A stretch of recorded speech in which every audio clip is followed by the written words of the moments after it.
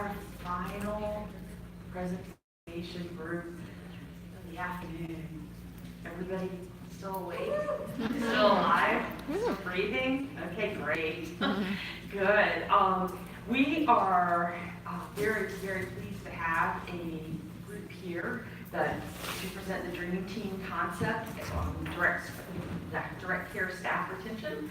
And I'm going to introduce the three presenters that we have. We have Rania Hassan, and she oversees the Access Crisis Residential Department of the Central Illinois location of Rosecrans. She holds an LCPC and an NCC and is currently working on obtaining the CADC licensure. In the Central Illinois area, she leads initiatives to increase support for law enforcement and crisis teams to collaborate in order to reduce recidivism. At Rosecrans, she works to increase clinician ability to provide more multicultural, competent care through evidence-based practices. We have Marty Purdy, and he is currently the Director of Child Crisis Services. Marty oversees an array of both intensive outpatient, mobile crisis in-home and school-based, and residential crisis stabilization services.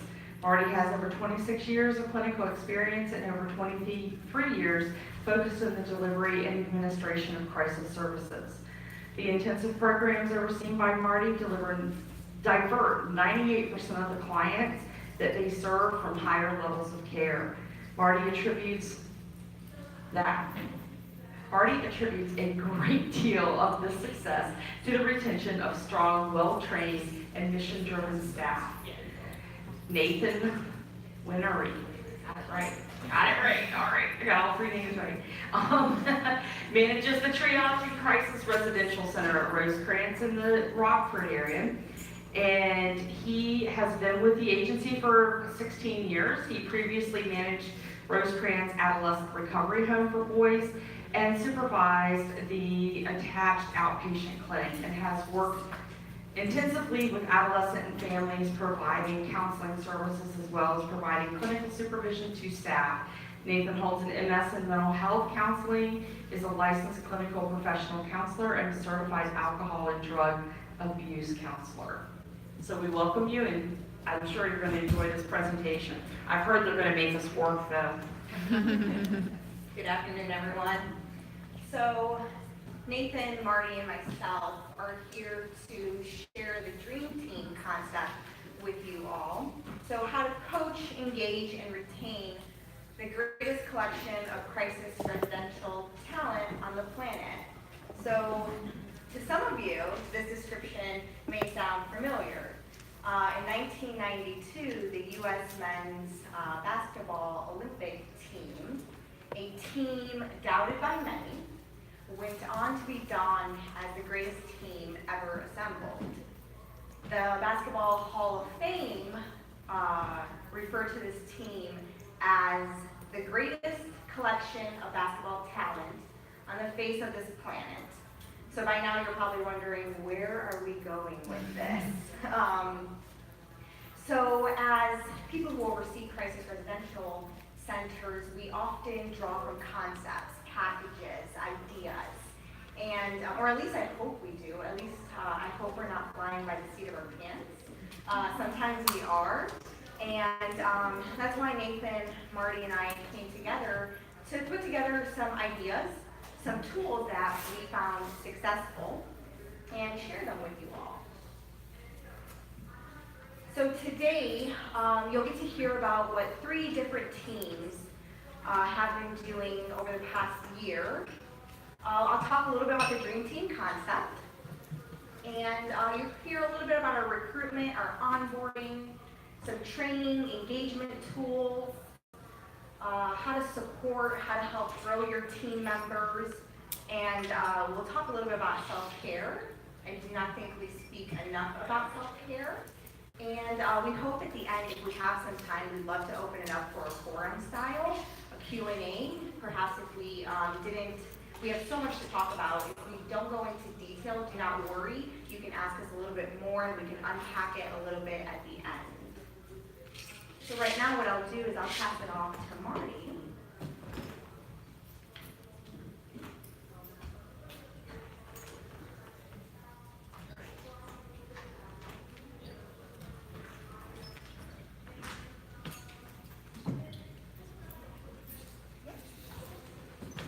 While I talk a little bit,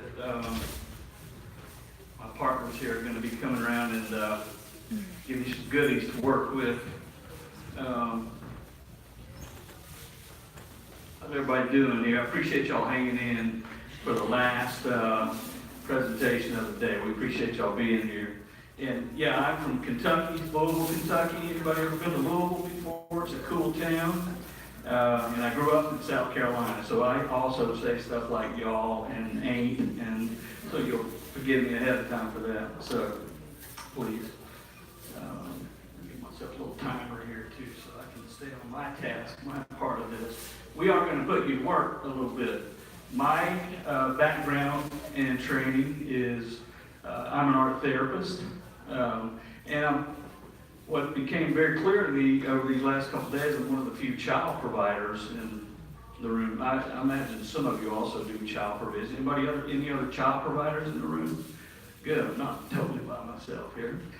So, but one of the things that has struck me is that, the talk about our clients, the people we care for, being lonely, disenfranchised, left out, alienated. Well, that starts in childhood. We send some pretty negative lessons to children in our society sometimes. And I learn that every day in my work. So we work pretty hard to try to change that. I imagine there's a pretty good collection of different roles here in the room. How many of you are kind of leaders, administrators, that kind of thing? Raise your hand. A lot of us, yeah. How many of you started out as direct care providers, or maybe still do a little bit of that? So that's good.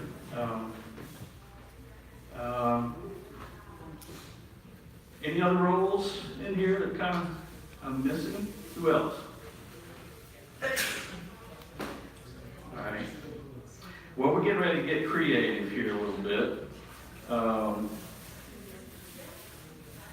Since I'm an art therapist, I'm going to make you do a little bit of art. We're going to keep it real simple and nobody freak out. I'm not going to analyze them afterwards or anything like that, so just be cool. And we're going to work really quick. But I appreciate you indulging us here. I think it will help us put us in the right space. So you should have gotten a small piece of white paper. Make sure you got one. There's some sitting on all the tables. If you don't get one, raise your hand and let me know. One thing about flying across the country, I had to be creative about what I brought with me. I couldn't bring a sack full of scissors with me on a plane without getting maybe asked a few questions. So my lovely 20-year-old daughter and her college roommates cut up just a whole bunch of images for y'all to just pick from. There's words and there's pictures. And everybody, there's a couple tables and spaces that have placed out images. Pick out 5 or 6 to start with, and we'll see how they go around. Get up and find a few. Pick out a few and just pick some that catch your attention. They don't have to mean anything to you. Just grab them.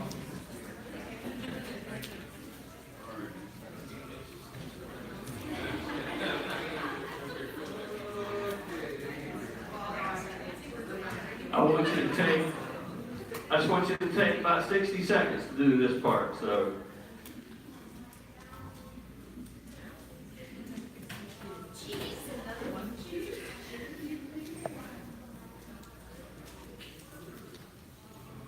just pick images and words that resonate with you, but be thinking about the work that we do and what it means to you. Just that simple.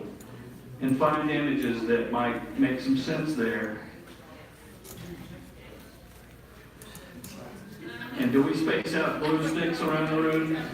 There are glue sticks to share all over the place. So I'll give you guys a minute. But don't start working on it yet. I want you to get your images, kind of get that part pulled together, and then find your seat. And we're going to do another piece here real quick.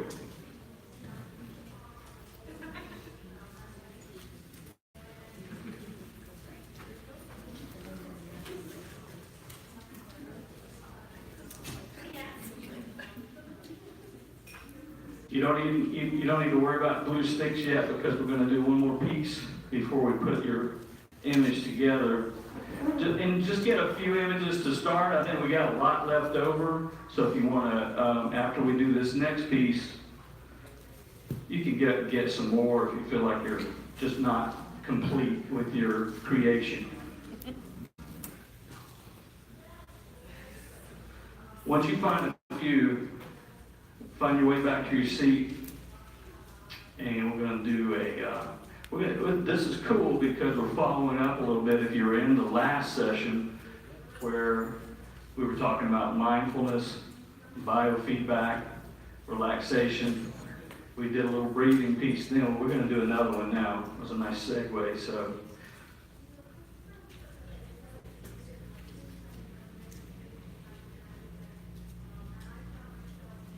you can see at this table right here, these folks are the ones that you would call the kind of anal retentive ones. They can't stop. Y'all sit down. No, I'm just messing with y'all, man. Okay. I've got to ask this, but just for a minute to kill the lights.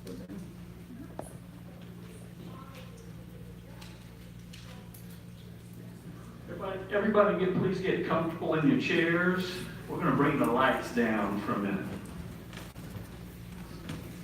We're going to do probably the most brief, quickest relaxation exercise you've ever done in the interest of time, but it still works, which is cool. Which is kind of a lesson that we can do this anytime, anywhere. Don't worry about everybody. Get comfortable in your chairs. Put everything down. Close your eyes. And let yourself just sink down into your chair. And again, just focus on deep breathing. Breathe in through your nose, out through your mouth. Just take a minute there. Focus on your breathing. Try to drown out everything external and draw everything to an internal focus. Imagine you're breathing in a warm light. You're breathing it into your body. You feel it spreading all through your body. You're letting the weight of your body just be completely supported by your chair. Feel that chair hold your weight up. Feel the floor even holding your feet up. You're not having to do any of that work. Just let it sink down. And while you're in that space, just give some thought to why you're here. Why do you do this work? What matters to you about this work? Not only what matters, but who matters, both personally and professionally. You know, why are you still doing this? What gets you up every day? And what are the bright spots? What are the good things?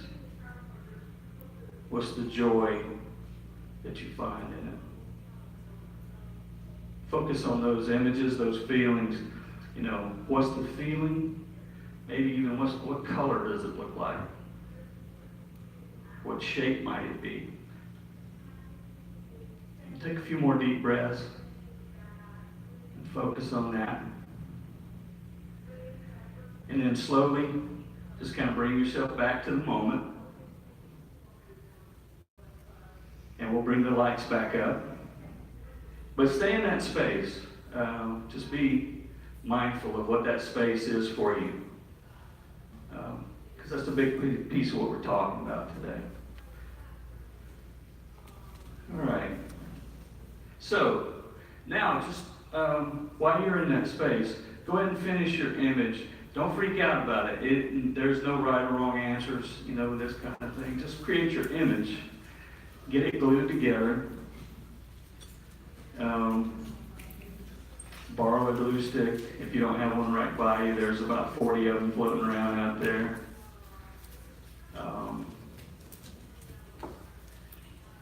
Get them arranged on your paper. I'm going to give you a couple minutes to get that done if you don't have it done yet.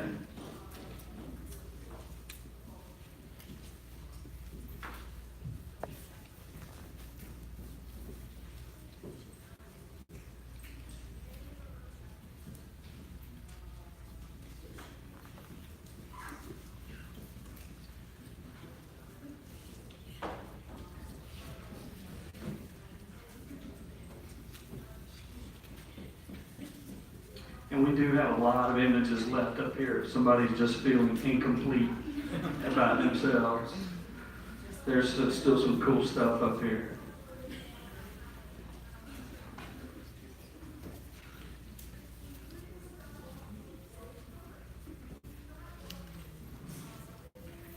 You can use found art too if you want to glue a banana to your piece. If that works for you. Got some of you.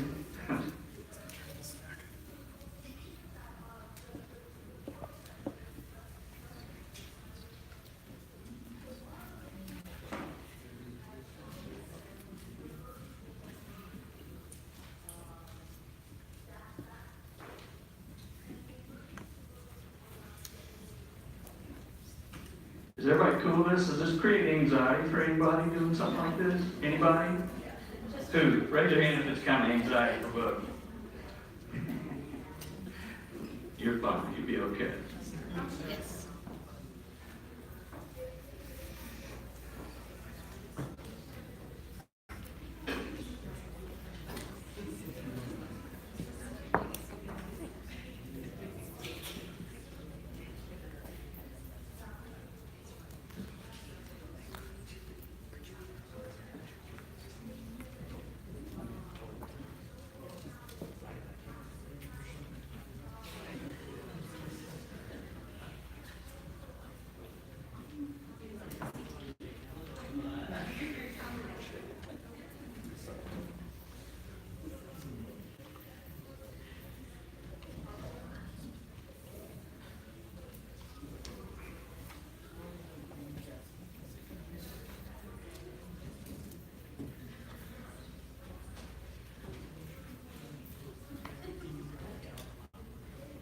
While you guys are finishing up, I'm going to take advantage of some of that time and talk a little bit about our Child Crisis Stabilization Unit in Louisville, Kentucky. We're one of 12 child CSUs in the state of Kentucky, and most of those started with some grant funding back in 1999.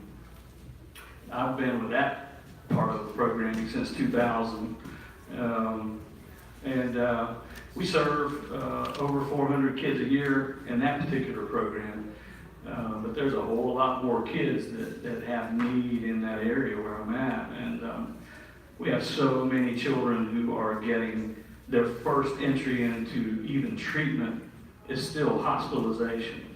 We have 4, 5, 6-year-olds being hospitalized, and I want to stay off that soapbox, but it is a big old soapbox of mine. You talk about what is happening is the many adult providers and so much of the adult services that we've been discussing over these last 2 days, we're creating those adult clients by just sometimes a lack of forethought and a lack of provision of care, preventive care.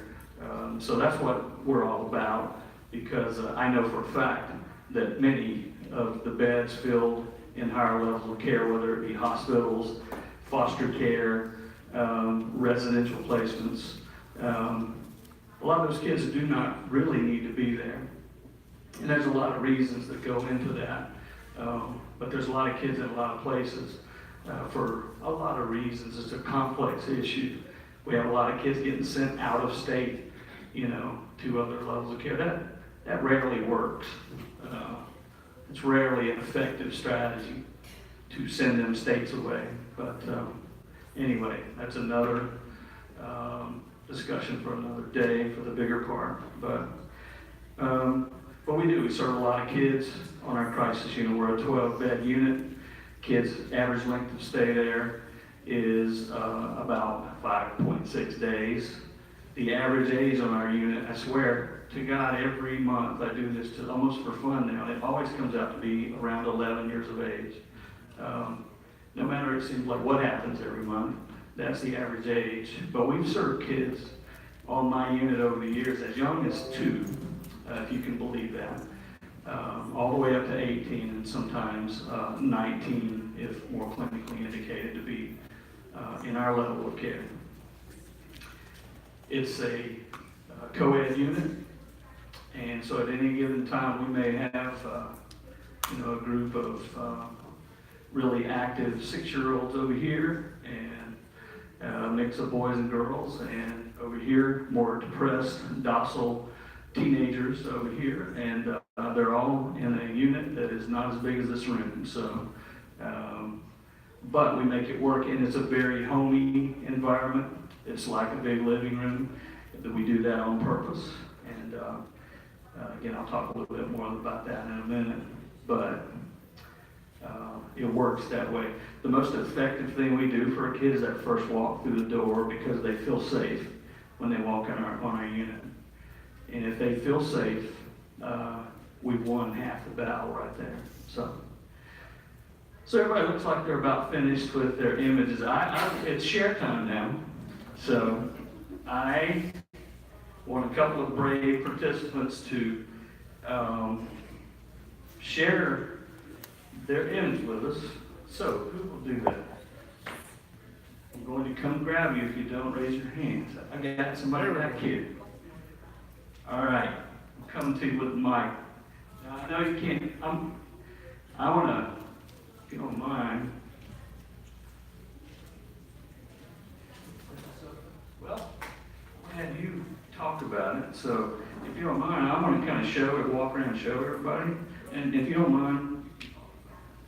Okay, this is pretty easy for me. I got married for the second time in June, which just goes to show you that old suckers like me can find love too. But in any event, in the middle, there's a piece, "You Are Loved," which is amazingly how I've been feeling, which is kind of scary to me, but I'm saying it anyway. Some of the other things that are there are jewelry, and I like jewelry, but I especially like my wedding band, which is my favorite piece of jewelry. One of the other things that's there is the oasis, which is kind of how my home life is feeling, like an oasis when I go home and I have somebody smile at me and say, "Hi, honey." It's actually very nice. The porch is there because that's the place I smoke my cigars, because she won't let me smoke them in the house. The other thing that's here is kind of interesting. It's more complete because I actually have been feeling more complete than ever. There's another little piece of paper here that talks about your oasis, which is how not only my home life but my married life feels. The spa retreat is the place that my wife makes me go periodically because she complains about my toenails in the bed, so I have to go get my manicure and pedicure and all that kind of stuff. On My Mind refers to how the things that are on my mind are a lot more calming than they have ever been in my old age. And this last thing about I Will is, before I destroyed my feet, which was my marriage recovery therapy from my first marriage, I actually ran 23 marathons and 2 low-level ultras. So I've decided that before I die, I want to run one more, even if I have to limp through it or crawl through it, which I probably will.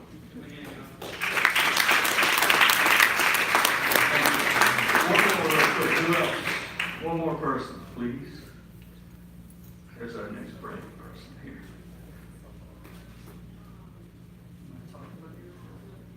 Sure. It's not super creative as far as the design of it, but new path for me is what I feel I need to keep in mind when I'm trying to implement programs. I run the Mental Health Services Division for the California State Department of Healthcare Services. And sometimes it becomes very bureaucratic, very political, and I have to hide my advocate hat or my own feelings, but I need to remember to continue to think about more than words, priorities, because we have words on paper and legislation and regulations, but what's the real priority? And that is the children, the adults, the people that we're serving. And so for me, it's again, more than words, it's the priorities and making a difference. I have a tiger because I feel that have to be extremely courageous and brave and sometimes very fierce and kind of paving the way and being a leader. Connections, because who we serve, there's so many multi-systems involved in the care and thinking about the whole person. So it's really not only the connections at the state and local level, but also the connections for the client themselves and making sure they're connected and having the resources. Giving beautiful back is trying to bring beautiful back into the lives of people who are beautiful, who need some assistance and trying to make their lives beautiful, if it never was, or at least giving a little beautiful back. And sparkle a lot, I like bling, but sometimes I can feel so weighted down by the political pressures and trying to move mountains try to do the right things under certain constraints, that I have to remember to also not forget me and sparkle and try to be an aspiring leader while I'm doing what I'm doing.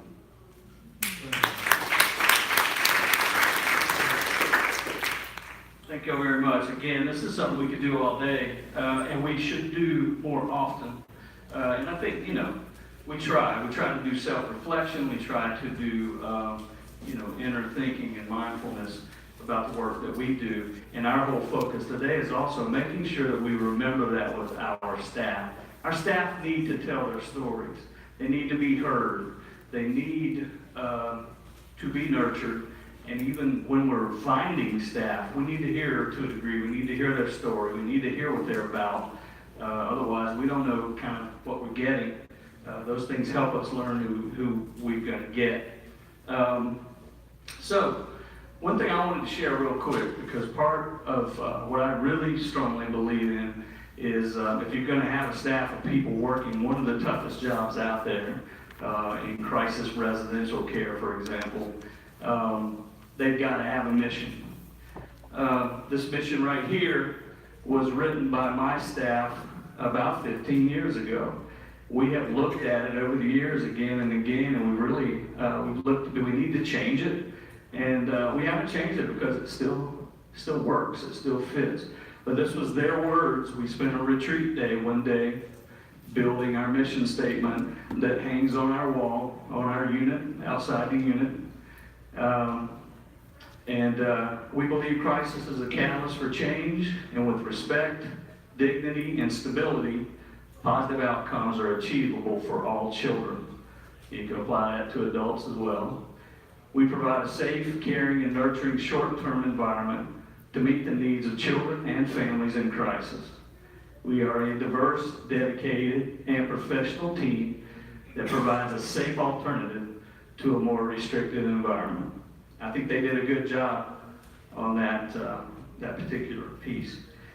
And to put that into words and faces, all three of us have some staff that we pulled together to share from their perspective and in their words, which I think is most important to share. So got a short video for you guys to watch. It's on that screen right there. So if you move the mouse to that side. What I see, what you guys see is different.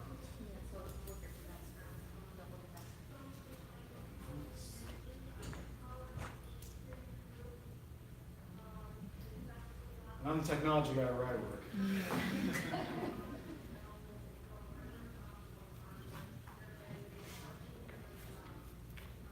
and I have been here for 19 years. Started with the agency in 1996. My name is Joshua, and I've been doing this kind of work for about 10 years. Going on 24 years. And I've been with the company since October of 2011, and I left for a little while and came back here recently in October as well. That is not staff to me, they are my family. Being with the kids one-on-one, being able to provide just a safe environment, allowing them to be kids. They look like you, and for them to be able to see people that look like them so they can build a trust in the system. I enjoy helping people who have a hard time helping themselves. It's a unique person. There are unique people that are in these positions. Not everyone would do it. To be, confident in your ability, confident in your coworkers, and just trying to be so anxious because the energy, other people can tune into any energy you're exhibiting, which molds the mood for your environment. When you understand what we're going through, because we see a lot of kids come and go, so just to know that our superiors understand us and they listen to us and we're heard. Well, we talk to each other about the different symptoms that each client comes in presenting with. We talk about interventions that we can be using with each of those clients and how we can do a team approach to make sure if I don't get something done with the client, team members will follow up. Willingness to communicate with each other on a daily basis as far as the problems and the progress that each of the clients makes. Also, if we feel stressed, we talk to each other as means of support to help make the workday go a lot better. Well, they hold me accountable to my actions and how I do things in the workplace, and then they also make a more positive environment for me in my work. They give me chocolate and Starbucks. When the client comes in until the client leaves, we work as a team to continue the care, not only in here, but when they go back out in the community. When I have good team members with me, then we can support each other, and then we can support the client much more. From the time they come in till the time they leave this building. You're able to work with a team of people, especially working in mental health, working towards recovery for people who deal with mental health issues every day. You need a team of people because you need that variety of perspectives. Each of us comes to residential with a different background, a different set of training, a different set of skills. We give them the best possible help because we're not the same person. We're not someone who has the same skill set as our teammates. Everything from their ethnicity to their ages. We need a lot of variety on a team if we're going to be an effective team. Climate and culture means everything. Patience, kindness is a key to this job. The challenge is the one without many hats that you have to put on. You're a mentor, you're a teacher, you're a father, you're a mother. You take on all these different roles with these kids based on what their needs are.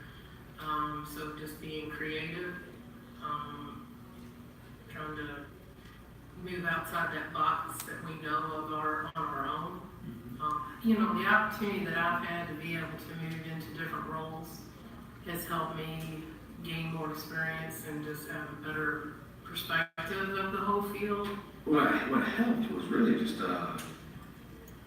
getting to know different cases, and then having experience and knowing what, say, they went through, and then seeing those behaviors reflected in regards to like maybe how they don't feel safe at nighttime and how they act at night, or maybe it might just be they don't like men because of their trauma history or whatever. Let kids know who you are. A lot of times they look at us and they feel like, oh, you've never been through this and you haven't experienced what I've been through. So be vulnerable to serve the kids that we serve. It's very helpful.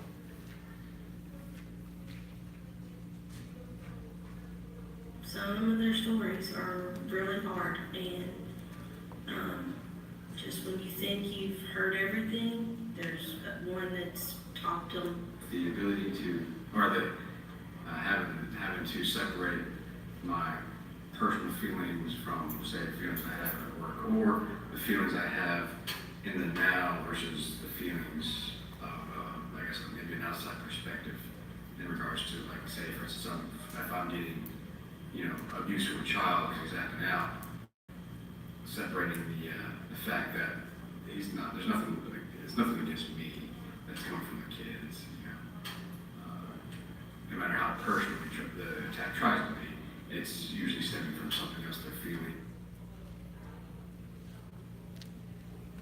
Seeing a kid smile, hearing a kid say, "Thank you, Miss Shannon, nobody ever listened to me," that is a really big reward. That's that feeling of accomplishment, feeling like I'm doing something well. Like I said, I've done jobs for money, or maybe done things like manual labor. You feel good after a hard day's work, so to speak, for physical labor, but at the same time, there's nothing about something like spiritually enriching, helping, children. What keeps me doing this work, because I was one of those kids. I grew up, I would be in the inner cities, and I would be considered as a high-risk youth growing up. So I like working with the more challenging kids. It seems like it's more rewarding in the end. Build connections that people told them that you would never be able to build. So it's rewarding to see kids defy the odds. I keep doing crisis work because I like the fact that I'm able to help people to get their lives back on track, to give them info on healthy coping skills, so when they leave here, they can have a better chance of having a successful, happy, and productive life, and better relationships, and feel better about themselves as well. So I could talk all day, but what they said,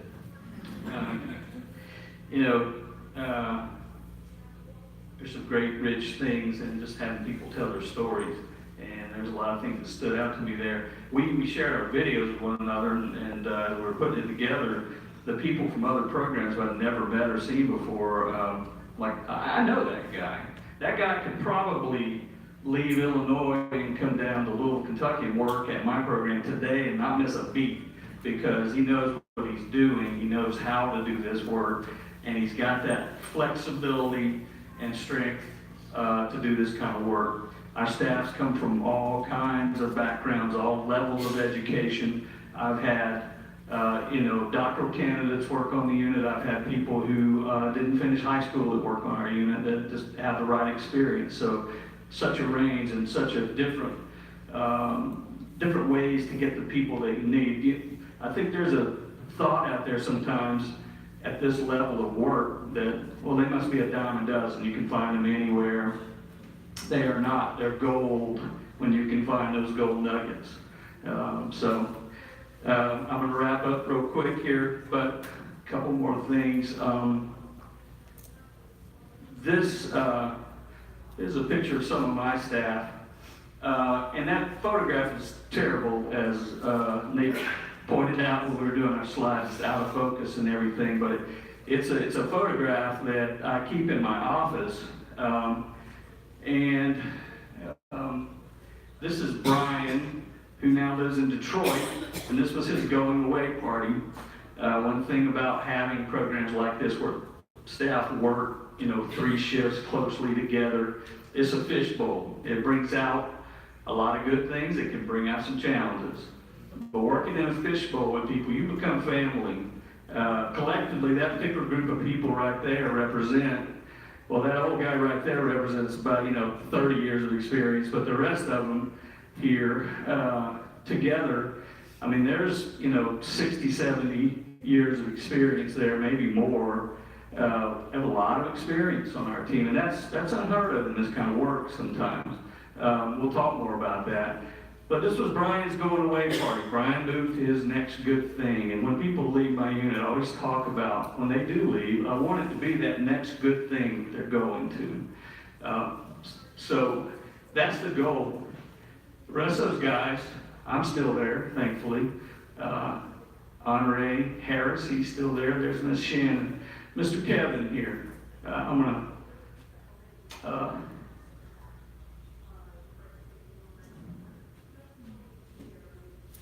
wrap up by talking about him.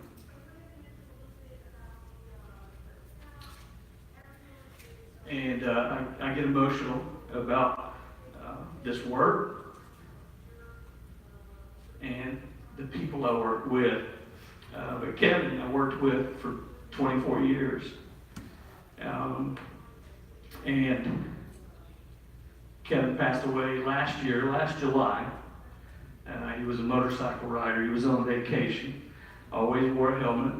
But unfortunately, he was in an accident where he was struck by a car and lost his life. He was in the hospital for a time before he passed, and our staff pulled together, man, like a family.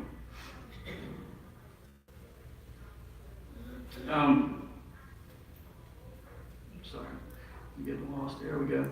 Kevin and I went through peaks and valleys together. I went through a divorce with him. He went through a divorce, and I went through that with him. He was in my office crying and, not knowing, what the next day was going to look like. I could not have been more proud of him and the growth that I saw, that he challenged himself to get through that phase of his life, all the while going and doing that hard work on the unit. So that relationship, it came at a cost. And, as you can tell, I still miss the guy. He left a big old hole on our unit. But what got filled in that time, I could spend a whole other day talking about. It's been a fabulous rebuilding that we've done. And the story that tells. I wrote his eulogy. Our psychiatrist on our unit, who was fantastic, stood up and spoke at his funeral. Everybody attended his funeral. And we still check in and look in on his daughters and even his ex-wife. So that's just one of many stories I could tell you. And that's what I'm going to leave you with as we trade off to the next piece here. Thank you all.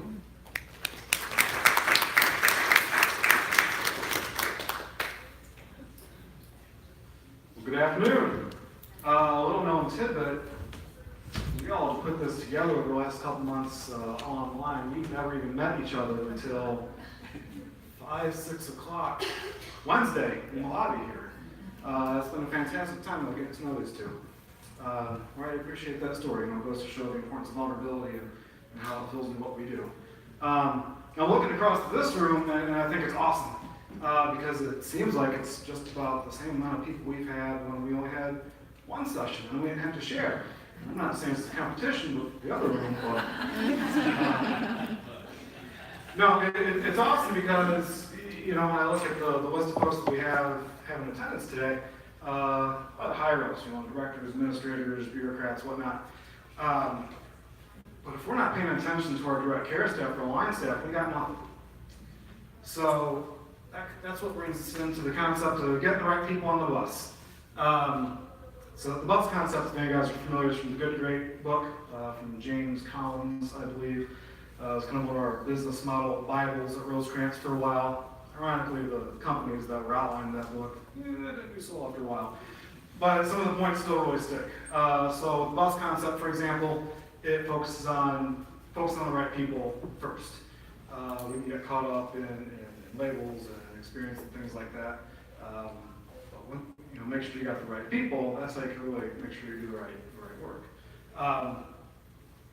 Now, in hindsight, as I was rehearsing this morning, I was looking at the slide and I should have chosen a different bus. Maybe, a yellow bus, not one of those new ones, but several years old, held together with duct tape. On fire, falling off a cliff with Crisis Residential photoshopped on the side, but I got the prompt from IT when I tried to download some software, so I couldn't do that. I like Dilbert, Scott Adams, good comic guy. We pay attention to this first one. That really kind of resonates with what I was talking about as far as getting the right people on the bus. The resumes are a bit antiquated, I think. Resumes kind of get in the way sometimes. For us, they get us through HR's filters.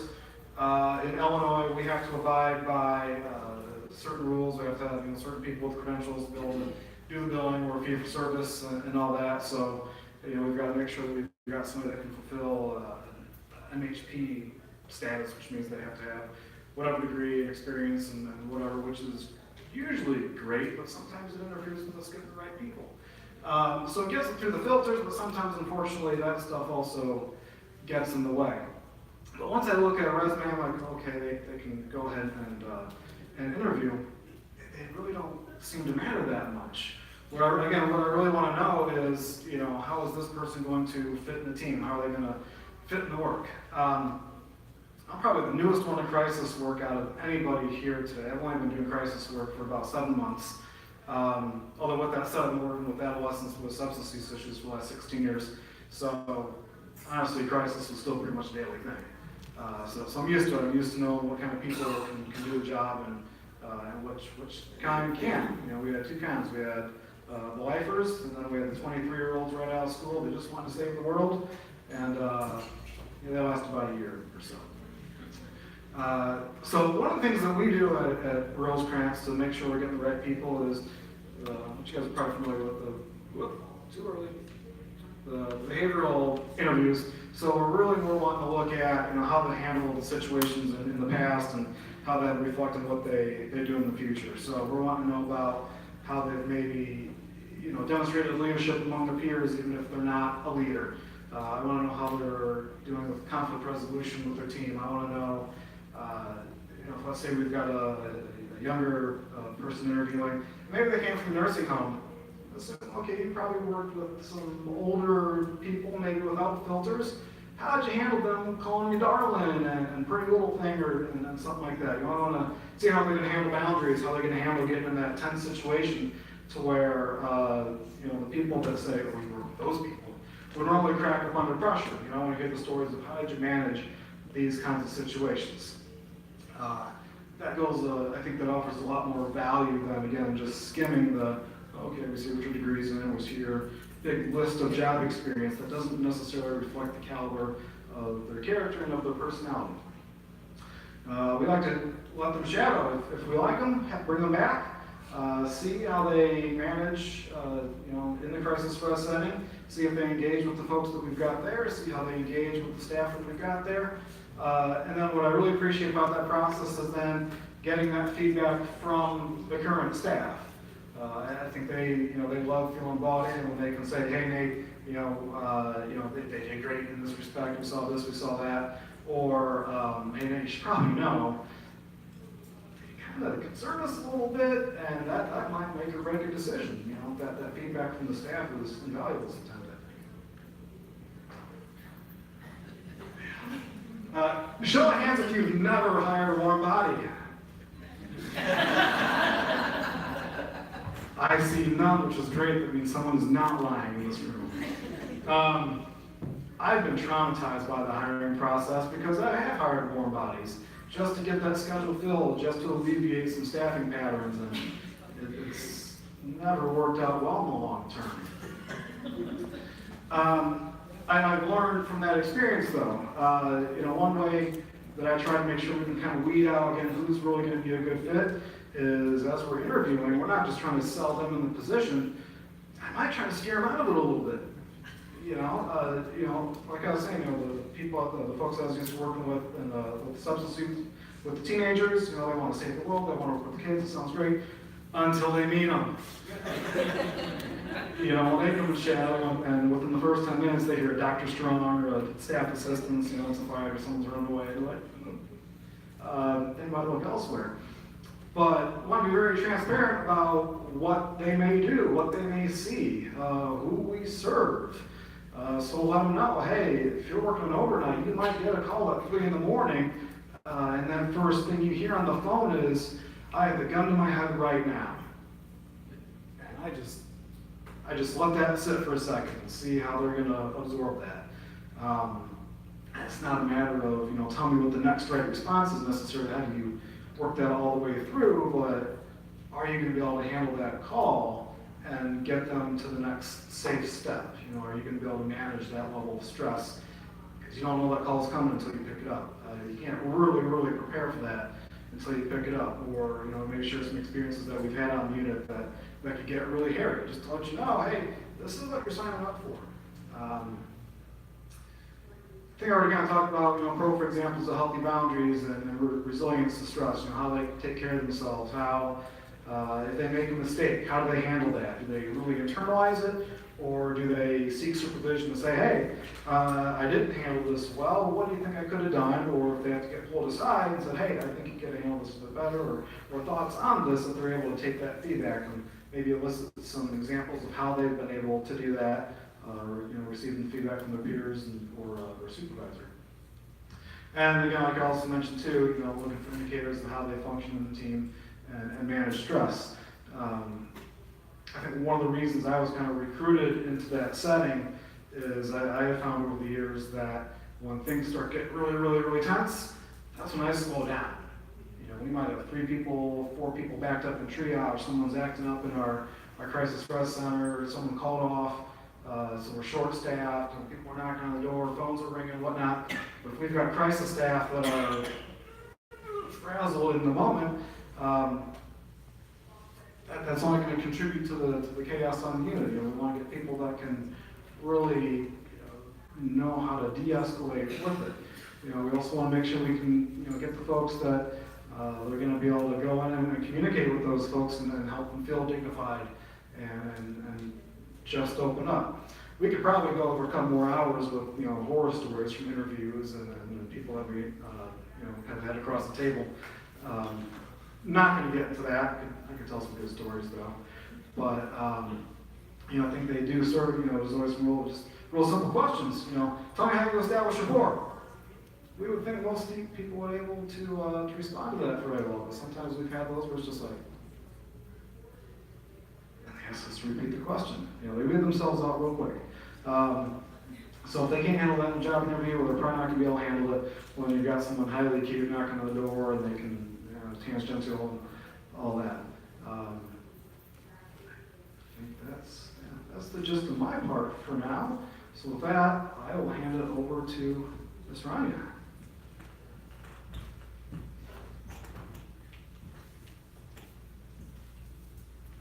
I think over the time that I've been hiring for crisis residential, one of the questions I've added to our interview list of questions is, tell me about your volunteer experiences. I think there's a lot of weight in people's past volunteer experiences. And it's not to say if they don't have any that that's a strike against them, but I think it's really going to open up some different opportunities and learn more about staff that perhaps know about servant leadership, and or maybe staff who are willing to volunteer for shifts, for coverage perhaps, right? All right, so tell you a little bit about Crisis Residential Center in Champaign. We're a smaller center, 7 beds. I want to say up until recently, we were single staff. So when I say that, can you imagine running 3-4 groups a day, running individual sessions? We like to have 1 to 2 individual sessions per client. We do a lot of case management. If anyone tells you they do a lot of case management, they're not being honest with you. But can you imagine doing it all single staff? The phone is ringing, you have clients seeking your attention for individual sessions, and you're single staff. So when I came on to help lead Crisis Residential, I came into a lot of problems. We had team problems, team cohesion problems. We had programming issues, training issues. So I didn't set out to create a concept. That was not the goal. I set out to find a solution to a slew of problems. And what ended up resulting was what I ended up calling the Dream Team concept.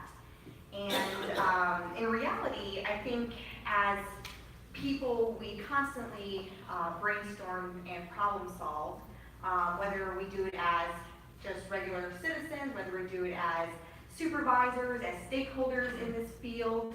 We're constantly, whether we're conscious of it or not, we are problem solving. So the dream team concept currently right now is not complete. However, wouldn't it be nice to be able to package this and share it with other centers? So other supervisors who find themselves in a tight spot don't have to recreate the wheel. So the hope here is today you see a tool that we use, or you see a concept that you'd like to further unpack with your own center, and we definitely welcome you to reach out to us so that we can help share that concept with you. The solution I began in Champaign, Illinois, for theme's sake. I really enjoy themes if you haven't caught on yet. The idea was to go for gold. And we have all read countless clinical studies, since we all come from clinical backgrounds of some sort or not, that say that for consumers to have effectiveness in treatment, there needs to be buy-in, right? So why would it be any different with your team? So buy-in is really important. I'm going to speak about the Herzberg motivation theory a little bit right now. So I highly recommend, if no one has heard of this, I highly recommend looking into the Harvard Business Journal and reading a little bit about it. So the Herzberg motivation theory says if job satisfaction and job dissatisfaction are not opposites. The opposite of satisfaction is no satisfaction, and the opposite of dissatisfaction is no dissatisfaction. So you want to consider this motivation theory when you problem solve and realize which items can build job satisfaction and which items are adding on to the job dissatisfaction. So if you check out the right side, the hygiene factors. These are factors that can increase job dissatisfaction. But these are not factors that are going to retain your team members. So by paying your team members more, it's not going to retain them. That's not what the study says. Instead, items on the left, the motivators, those are the items that are going to help keep your team members with your center and pushing forward. So achievement, recognition, tasks, responsibility, advancement, and personal growth. So when we were putting together the Dream Team concept in Champaign, these were the items that we really delved into in order to help retain our team members as they were going through a really hard time.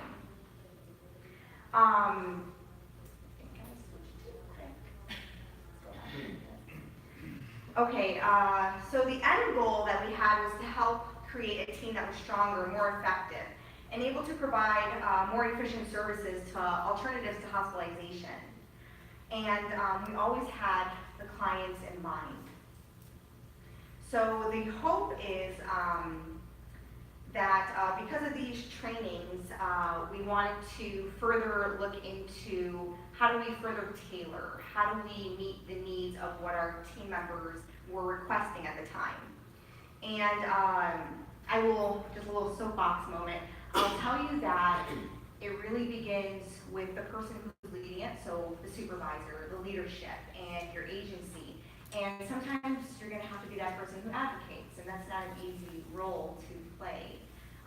So always keep that in mind, that there's going to be an advocacy piece when you're working on building your team and going through any kind of adversary with your team. So okay, so why the Dream Team? How did this theme come about? So we ended up choosing this theme because we really looked at the team that we had.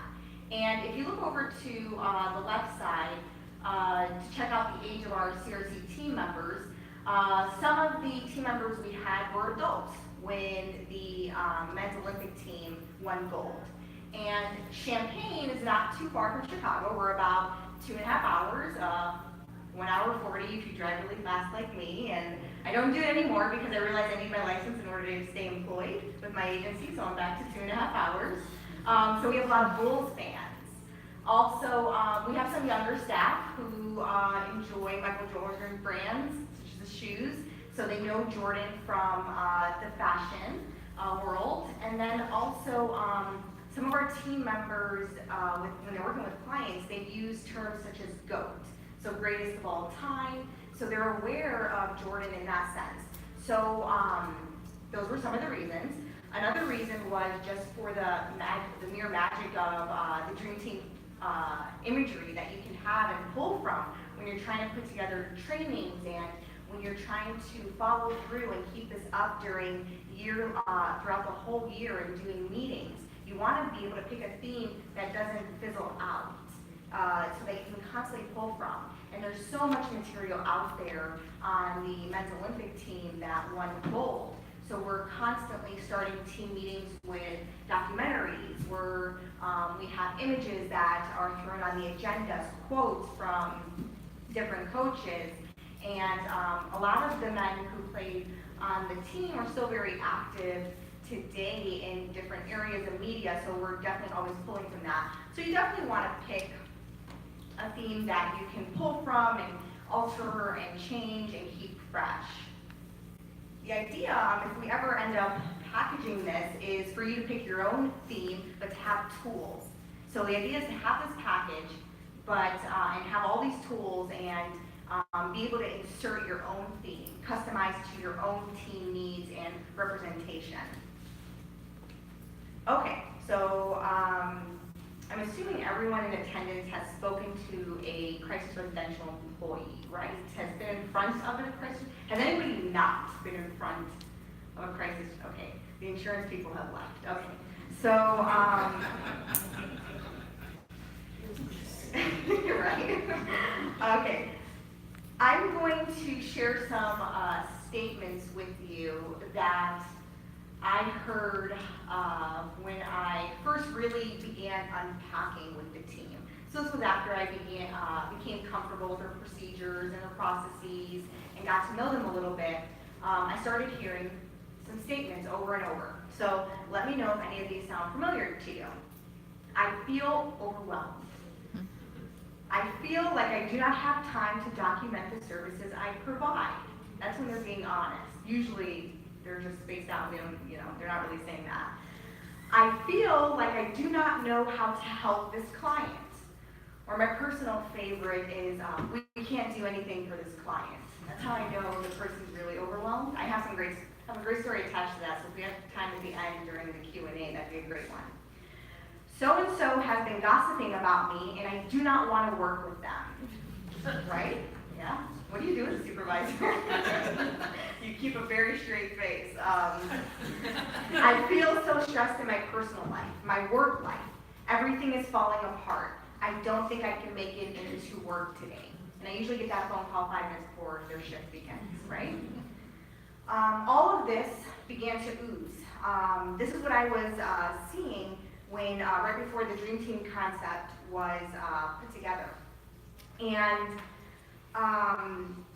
I feel like my top priority or my only priority is to help challenge and support a team of people that every day shows up to help the people that seek our services from Crisis Residential.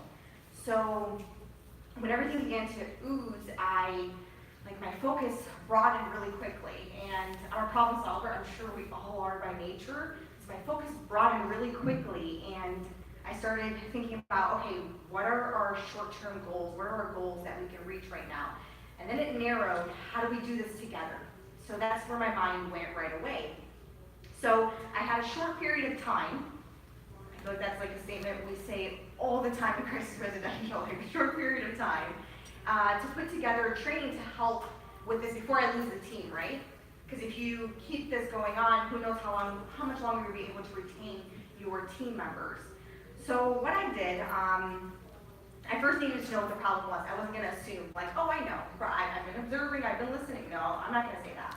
So I needed to survey the team members. So I wanted to, so what we did was we had our coordinator who knew majority of the team, but was far enough from the team that the team would be able to be honest and open up with everyone. So we had our coordinator go ahead and survey the team in a 1-hour supervision with each team member and ask the following questions. Are you experiencing any problems at work? Have you expressed this problem or concern to your supervisor during supervision or on shift? What solutions have you tried to implement? What solutions would you like to implement? How can your supervisor better support you? And on the right side, you're going to see what we did was we found these trends. So we had communication issues. We had critical thinking skills issues. We had imposter syndrome. I threw the word up there, clinical imposter syndrome.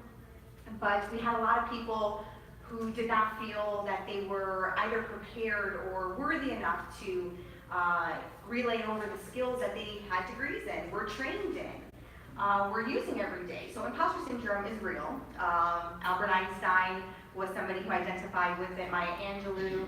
It's a very hot topic right now in the field. And then we had team cohesion issues.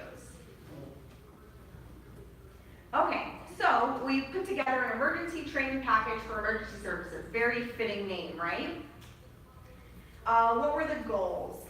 So we wanted to hit the reset button. We wanted to reestablish clinician skill sets. We wanted to grow clinical skills and increase team cohesion. So after surveying the team, we thought these items would be the best to tackle with the short period of time that we had. Okay, so who knows how to paint a wall? So the question is, do you sand first or do you prime first? So if you were to paint a wall, would you sand the wall first or would you prime the wall first? Sand? Prime? Did you know this was a debate? This is like a toilet paper debate, over or under? Over, okay. I like under myself. So, we're not telling you how to paint a wall. We're not telling you how to flip your toilet paper. What we are saying is what we did in Champaign was we like to prime first. And we like to prime in order to then sand out all the fuzz and the lumps that occur. So if you notice on the left side, we have the leads, so the names of the people. So you notice it's team members. It's my name leading the assignments. And on the right side, it wasn't until the team bought in, which was the third meeting, so we're at the end of the April month, so it was 3 weeks later, 3 weeks of training. It wasn't until then that we started calling the team the Dream Team. And it wasn't until the very last part of the third week that I signed on to coach them as Coach Chuck Daly, who was the coach who led the Dream Team to gold. Because without buy-in, you're not really going to get very far. So there has to be an effort for the team to say, okay, I'm signed up, I'm ready to go. And so we definitely primed the team before we started sanding away at some of the hard stuff. So what we did, just a little bit more about our training, it was a 4-week training that took place in April, and it was 2 hours every Thursday. Now the saying, it takes a village, it took a whole agency for this to occur, because in order to get a whole team of people that work 24/7 to get together for 2 hours per week, it took a whole agency. So you definitely need that support. You're definitely going to have to advocate for that at your agency in order to do it. Because a lot of the time we hear, we don't have time, or how am I supposed to do this? And it's very overwhelming for people who are leading crisis residential teams. So just a little bit more about training. I definitely want to outline, do you know your goal as a leader of a crisis residential center? Oftentimes, I think we get the gist of it, but are we really reflecting and making sure that we really know the goals that we're after? Do you know your team? Do you really know your team? And does your team know you? So you definitely want to spend a lot of time. I'm going to have to speed through it a little bit because we're running out of time. I told you we have a lot of information that we'd love to share with you. So some of the things, the next slide I'm going to show you a getting to know you tool that we use to help you get to know your team and your team to get to know you. Also spending 5 minutes before and after, just 5 minutes. If you're very cognizant and consistent with this, it can really help you team build. Spending 5 minutes at the start and end of each meeting and just talking to your staff. staff, very light conversation, or very intentional questions that are consistent that you always ask. Voicing your intentions so people know what you mean, so they understand where you're coming from. And then we don't have time to go into intrinsic motivation, but that's another, the word of this conference has been this another sexy topic. I will tell you that some team members do not come with intrinsic motivation when they show up to work. So in your free time, please look this up if you are interested in learning more about how to retain and better train your team members. Providing a unifying message is always really well, so your team members can always turn back to something to encourage them during difficult times. Okay, so this is a getting to know you tool that I use for all new team members that they fill out before they come to their first team meeting, and then they share with their team members so that everyone knows each other a little bit better. There's some fun items on this, such as like what would be your at-bat song, and what's your favorite candy, so people bring it to you when they know you're going through a hard time. But what I pulled out a little bit was some of the deeper stuff. So what's your self-care plan for the next 6 months? So if that person didn't have one before they show up to their first team meeting, they start thinking about one, because you're going to need one if you're working in crisis. The name is not misleading, it is crisis. I also really like to speak about how do you like to receive praise? Because for instance, if I'm somebody who likes written individual praise and your supervisor gives you verbal group praise, it's going to take about, 10, 15, 20 minutes to regroup, because that's not how you like to receive praise. So you're really embarrassed now and your mind's racing. So really getting to know your team members. And then they really feel heard and cared for when you delve into items like these. Okay, so I'm going to share some pictures from the training that took place in April, the Dream Team Concept Training. So we did our clinical portions. We went over CBT, DBT, mindfulness. We also, if you saw on the agenda, we had an assignment. Why do I do what I do, right? And each team member went ahead and had a portion of time to explain that. The way I help my team get to know me, so I'm very much about 2 birds, 1 stone. So one of my self-care items is cooking in my free time.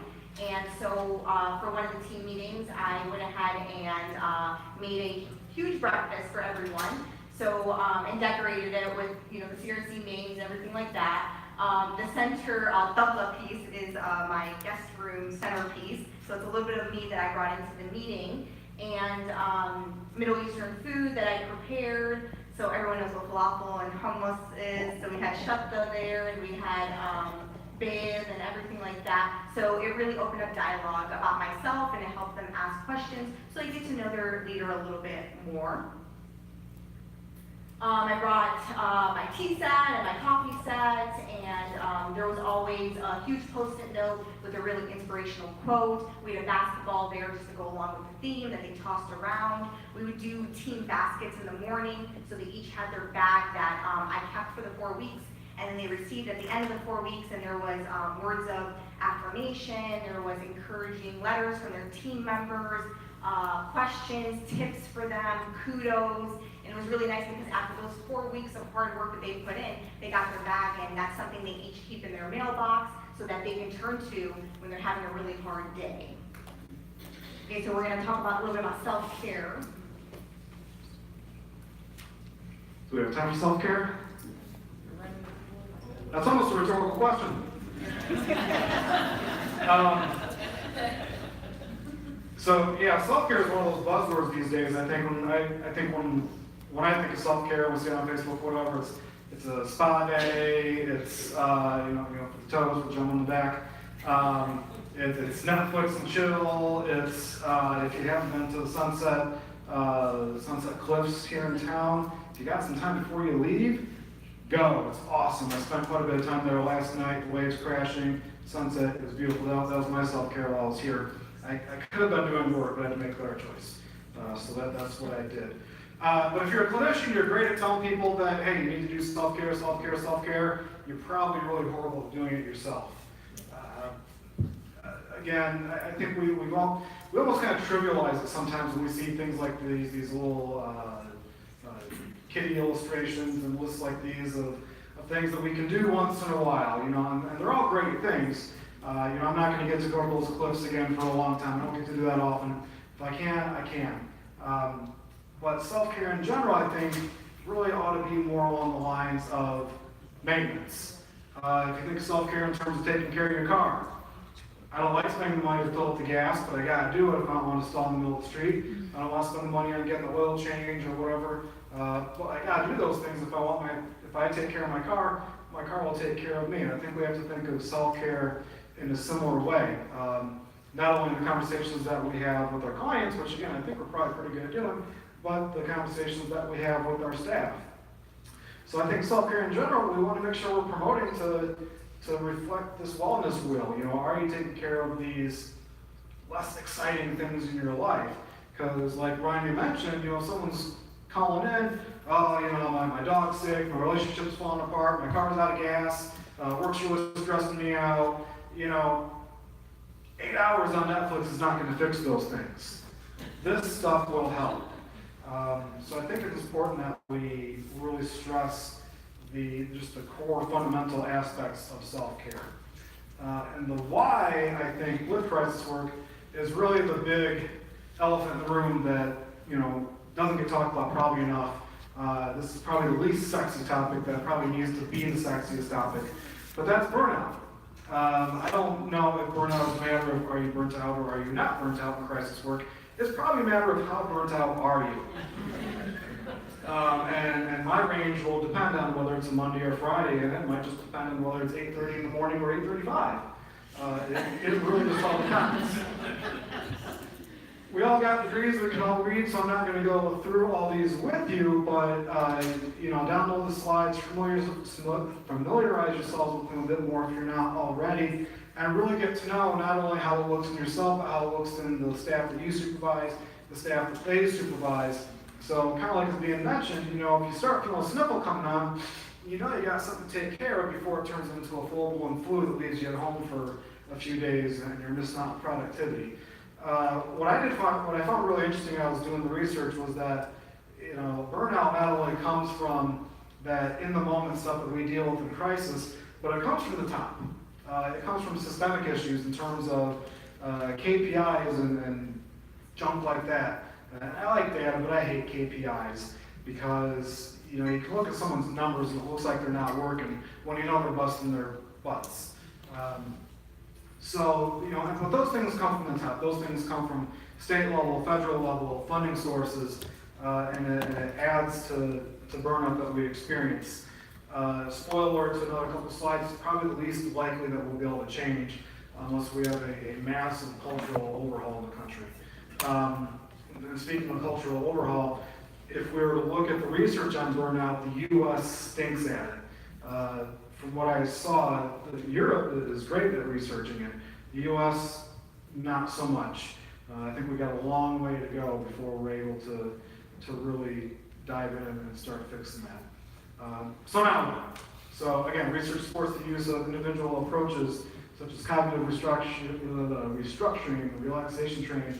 The things that we teach our clients are the things that we need to be using in supervision with our staff. You can't change the situation, but you can change how you look at it, you know, the very basics. The use of gratitude and mindfulness, personal meaning.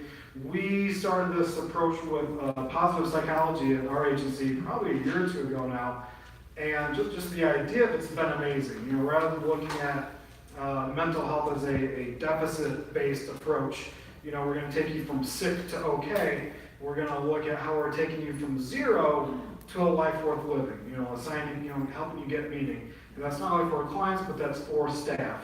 So I know for me, being able to just go through, you know, every moment of my life finding to, hey, I'm grateful for, you know, the pattern that they chose in the carpet or whatever small thing I need to, versus being fixated on what negative thing is going on right now. As I mentioned, Europe's doing good at this, we're not.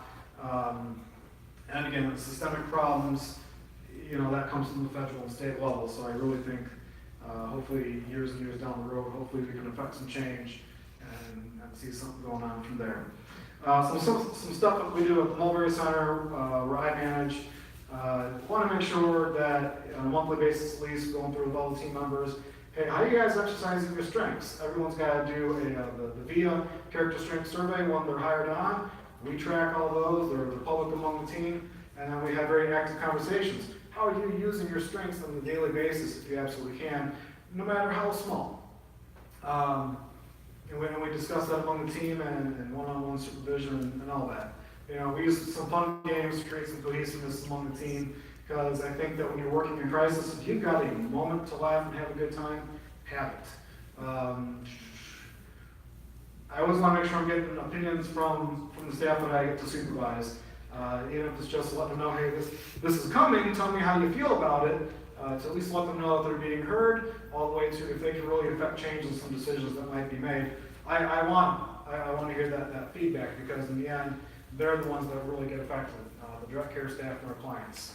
And PTO and EAP is encouraged. You know, covering shifts can be a pain sometimes, but covering a vacancy is even worse. So if you need time off, you know, we work great as a team to figure out how to make that happen. And just a real quick case study for you. I'm down one overnight staff. I got another one about ready to go on maternity leave. And for those of you that have to staff and cover overnight shifts, you know that is just not good. And so obviously we can't do anything about that, but it was a huge moment of gratitude for me when one of the other staff I get to supervise came to me and said, hey, I got a plan. It might be horrible, but let me know what you think. And she proposed that she moved from first shift to third shift. Someone else just had to move into what I guess was their real schedule. I didn't realize they'd been accommodating something else for a while. And then a couple other people made some minor moves, and I use red in my Excel schedule to highlight vacancies or miss slots. It took me down to one shift from a whole week worth of red, and I about started crying because I just had this burden lifted. And not only was tears of gratitude, because not only was this burden lifted, I was like, oh my God, you guys were able to make all these moves in order to make this happen for this team to be able to function well. So if you take care of your team's going to take care of you as a director, supervisor, administrator, whatever, and most importantly, they're going to be able to take care of the folks that we serve. Back to the wellness wheel, and we need to go over retention data. Here we are. All I'm going to do, because we need to wrap up, obviously, is I have some engagement surveys from my agency that we put out most recently. This group is from 2016. You know, it's got the good, bad, and the ugly in it, but asking feedback from staff in your agency is very important. So you can feel free to come up and grab one of these if you want to look at it. That's about it. You got anything? We thank y'all for staying over, and I don't even know if we have any time for questions, but that's it. Thank y'all very much. If you have questions, let us know.